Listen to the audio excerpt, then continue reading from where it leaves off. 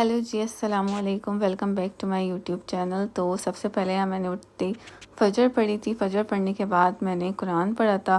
फिर यहाँ मेरी बेटी भी उठ गई थी। मैंने कहा चलो मैं इसको नाश्ता करा देती हूँ। फिर मैंने इसके लिए शेक बनाया और इसके इतने नखरे हो रहे थे, ये इतना रो रही थी कि इसको कुछ खाना ही नहीं है, कुछ पीना ही नहीं है। खैर मैं जितना इसको पिला सकती थी मैंने इसको खिला दिया। और फिर 7 बजे के करीब मैंने अपने लिए कॉफ़ी बनाई थी। कॉफ़ी बनाने के बाद फिर मैं सो गई थी और मेरी आँख कोई खुली थी 10:30 या 11:30 बजे तक। उठते ही सबसे पहले मैंने हमारे लिए नाश्ता बनाया। यहाँ मैं अपनी चाय रख रही हूँ। मैं बहुत ज़्यादा स्ट्रॉन्ग चाय पीती हूँ और सुबह ही मैं चाय पीती हूँ। बाकी मैं पूरा दिन ऐसा होता है कि मैं चाय नहीं पीती, लेकिन सुबह चाय लाजमी चाहिए। उसके बाद यहाँ मैं नॉर्मल जो नाश्ता करती हूँ वही मैं कर रही थी। डबल रोटी को टोस्ट किया अच्छे से। मैंने कहा था आज इसको ना थोड़ा सा क्रिस्पी सा कर लेती हूँ, वरना मुझे ना ज़्यादा क्रिस्पी पसंद है ना ज़्यादा सॉफ्ट पसंद है। तो आज मैंने इसने थोड़ा सा इसको क्रिस्पी सा किया है। फिर मैंने अंडा वगैरह बनाया। अंडा वगैरह बनाने के बाद आज मेरी बेटी ने जब से सुबह उठी सुबह से ना ज़िद लगाई हुई थी कि इसको नीचे जाना है, नीचे जाना है, झूला झूलना है। और बस इसने यही ज़िद लगाई हुई थी। मैंने कहा चलो हम पहले नाश्ता वगैरह कर लेते हैं, बाद में इसको फिर ले जाएंगे। खैर यहाँ मैंने नाश्ता किया, उसके बाद फिर मैं इसको ले गई। फाइनली फिर मैं इसको ले गई क्योंकि इसने इतना तंग किया हुआ था। तो मैंने कहा इसको ले ही जाते हैं। और फिर ले जाते तो ये बिल्कुल भी तंग नहीं करती। खैर इसको यहाँ मैंने एक ही झूला झुलाया। उसके बाद हाँ, मौसम भी अच्छा था, मौसम भी सही था। और यहाँ 12:30 बज रहे थे और माशाल्लाह बिल्कुल भी धूप नहीं थी। और फिर मैंने ज़ोहर पढ़ी। घर आकर ज़ोहर पढ़ने के बाद मैंने कहा चलो अब खाना वगैरह बना लेते हैं। और खाने में मैं बना रही थी बीफ बिरयानी। तो इसलिए सबसे पहले मैंने प्याज को वैसे ही मैंने काट लिया था। 2 प्याज ली थी, एक बड़ी ली थी और एक छोटी ली थी। इसको मैंने अच्छे से स्लाइसेस करके मैंने तेल में फ्राई किया।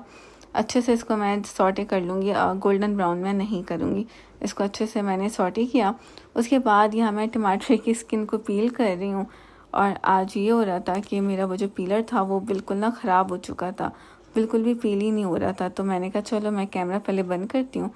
उसके बाद सबको मैं पील करके फिर मैं इसको काट लूँगी। खैर यहाँ मुझे काटना था, लेकिन मैंने जब मैं बिरयानी बनाती हूँ तो ना इसको मैं ग्राइंड कर लेती हूँ। मतलब ऐसे ग्राइंड करती हूँ कि थोड़ा सा चंक्स की फॉर्म में रह जाए। तो इसलिए मैंने फिर ग्राइंड वगैरह कर लिया था। मैंने 3 टमाटर लिए थे आधा किलो बीफ में, और 2 बड़ी प्याज ली थी, एक बड़ी ली थी और एक छोटी ली थी। फिर इसके बाद यहाँ मैंने छुरी से भी इसको काटने की कोशिश की। फिर मैंने इसको ग्राइंड कर लिया। उसके बाद जब मेरी प्याज अच्छे से फ्राई हो गई थी, हल्की सी लाइट ब्राउन सी हो गई थी, तो फिर मैंने इसमें बीफ ऐड कर दिया था। बीफ ऐड करने के बाद मैंने इसको अच्छे से मिक्स किया। तब तक मिक्स किया जब तक इसका कलर थोड़ा सा ब्राउन सा ना हो जाए, तब तक मैंने इसको अच्छे से कुक किया। फिर मैंने इसमें अदरक लहसुन का पेस्ट डाला। और यहाँ मैं डाल रही हूँ शान का बीफ बिरयानी मसाला। ये मैंने हाफ़ पैकेट डाला है, लेकिन पूरा डाल देगा क्योंकि इसमें इतनी स्पाइसेस नहीं होती हैं।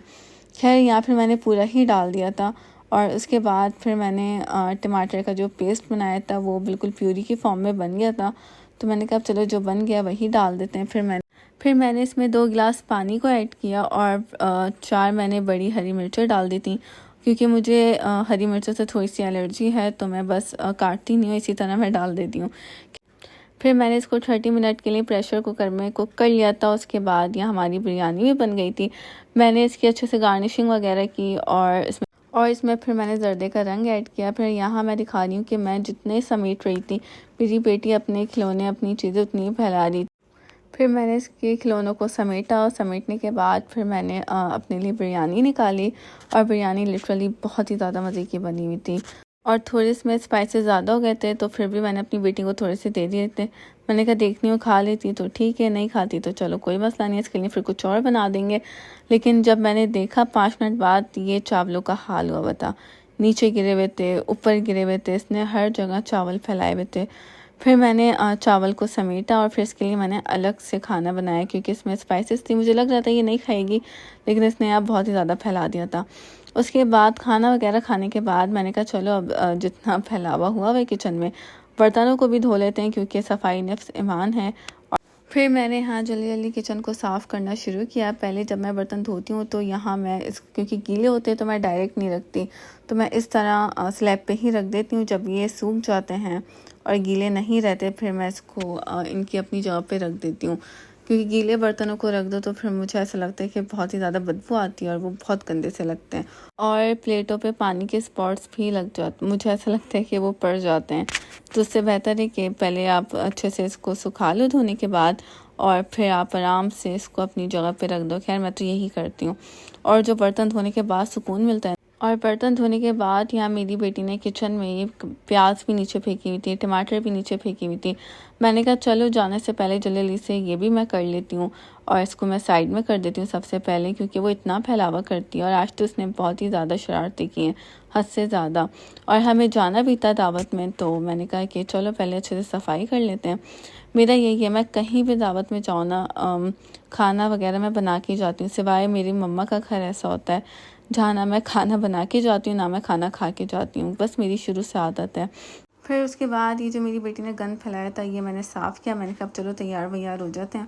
तो मैं सबसे पहले मैं यहाँ कंसीलर लगा रही हूँ। मैंने फाउंडेशन तो नहीं लगाया क्योंकि इतनी गर्मी है, मैंने कहा क्या ही मैं फाउंडेशन लगाऊँ, तो मैंने यहाँ बस कंसीलर लगा लिया था। उसके बाद फिर मैंने अच्छे से इसको ब्लेंड किया और मैंने कंसीलर आँखों पे लगाया था, अंडर आई पे लगाया था, माउथ एरिया पे लगाया था। बस मैं यही लगाती हूँ कंसीलर अगर लगाती हूँ तो। खैर जब मैं फाउंडेशन लगाती हूँ तब मैं कंसीलर नहीं लगाती। और उसके बाद फिर यहाँ मैंने अच्छा से अपनी आई पे स्मोकी आई वाला मेकअप किया। मैंने कहा चलो आज ये भी ट्राई कर लेते हैं। और ये लिटरली करने के बाद इतना प्यारा लग रहा था। मेरे पास ये वाला पैलेट रखा हुआ था और ये इतना ज़बरदस्त है। इसको यूज़ करते हैं मुझे कोई साल से ऊपर हो गया, और इसकी पिगमेंट इतनी ज़बरदस्त है कि जब भी आप आई मेकअप करें तो कंसीलर लाजमी लगाएं। अगर आप लोग कंसीलर नहीं लगाएंगे तो वो इतना पैची लगेगा और बहुत ज़्यादा गंदा सा लगता है। खैर यहाँ मैंने अच्छे से ब्लैक आई शेड को मर्ज किया। बहुत ज़बरदस्त है ये, और मैं बहुत हल्का हल्का लगा रही थी और ये बहुत ही अच्छा सा ब्लेंड हो रहा था। खैर उसके बाद यहाँ मेरा मेकअप भी हो गया था। फिर मैंने काजल वाजल लगाया, और काजल लगाने के बाद फिर मैंने कहा चलो अब थोड़ा सा ब्लश भी लगा लेते हैं। उससे पहले मैंने कहा चलो थोड़ा सा कॉन्टूर कर लेते हैं। तो यहाँ कॉन्टूर मैं सिर्फ़ और सिर्फ चीक बोन पे करूँगी और बहुत ही हल्का सा इस पर मैं करूँगी। उसके बाद मैंने इसको, और फिर उसके बाद यहाँ मैंने ब्लेंड करना शुरू किया। और ये इतना ज़बरदस्त, अच्छा ये बहुत क्रीमी सा टेक्सचर है, बहुत ही आसानी से ब्लेंड हो जाता है और बहुत मज़े का लगता है। और ये बिल्कुल भी आपको ब्लेंड करने में तंग नहीं करता, कि एक होता है ना कि वो स्पॉट पड़ जाए या पैचेस से पड़ जाए, वो बिल्कुल भी नहीं होता और बहुत प्यारा सा लगता है।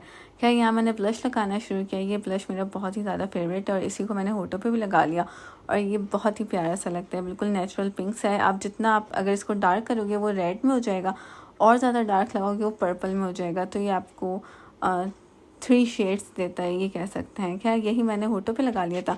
उसके बाद यहाँ मैंने अपने बाल खोले। मैंने कहा चलो बाल को भी सेट कर लेती हूँ। और आजकल मैं बिल्कुल भी कर्ल्स वगैरह नहीं कर रही हूँ बालों पे, क्योंकि ऐसा कहीं जाना भी नहीं हो रहा कि कर्ल्स वगैरह करना पड़े। तो बस ये था मेरा मेकअप लुक। उसके बाद फिर हम लोग निकल गए थे जहाँ हमें दावत पे जाना था। होप्स आप लोगों को मेरा ये व्लॉग अच्छा लगा है तो लाइक शेयर कमेंट सब्सक्राइब करना मत भूलेगा। बाकी मुझे दुआ में याद रखिएगा और मेरे साथ साथ फ़लस्तीन को भी दुआ में याद रखिएगा। अल्लाह हाफ़िज़।